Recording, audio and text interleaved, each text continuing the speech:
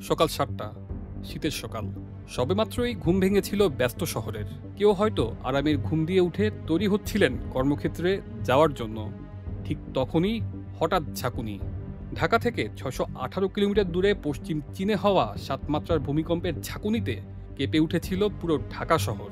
বছর শুরুর এক সপ্তাহ পার হতে না হতেই এ নিয়ে দুবার ভূমিকম্প হলো। আর আজকে হয়ে যাওয়া ভূমিকম্পটি ছিল ভয় জাগানিয়া তীব্র ধরনের। এক সপ্তাহের মধ্যেই দেশে দুইবার ভূমিকম্প। প্রশ্ন জাগছে, ভয়াবহ বড় কোনো বিপদের সামনে বাংলাদেশ? চলুন তার আগে একটু জেনে নিই এই ভূমিকম্পের উৎপত্তি স্থল সম্পর্কে। এক সপ্তাহের মধ্যে হয়ে যাওয়া এই দুই ভূমিকম্পের উৎপত্তি স্থল বাংলাদেশের বাইরে। আজকে এটির উৎপত্তিস্থল ঢাকা থেকে ৬১৮ কিলোমিটার দূরে চীনের জিজাং এলাকায়। আর ৩ জানুয়ারির ভূমিকম্পটির উৎপত্তিস্থল ছিল ঢাকা থেকে ৪৮২ কিলোমিটার দূরে মিয়ানমারের হোমালিন নামের একটি স্থানে। এত দূরে উৎপত্তি হওয়া দুটি ভূমিকম্পের আদৌ কি কোনো প্রভাব বাংলাদেশে আছে?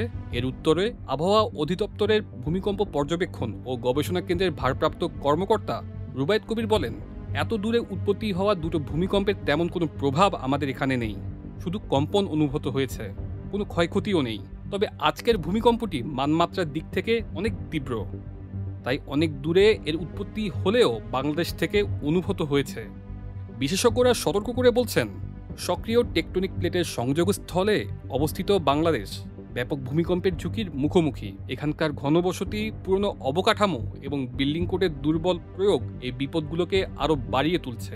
অবিলম্বে পদক্ষেপ না নেওয়া হলে ভবিষ্যতের জন্য একটি ভয়াবহ দৃশ্য অপেক্ষা করছে।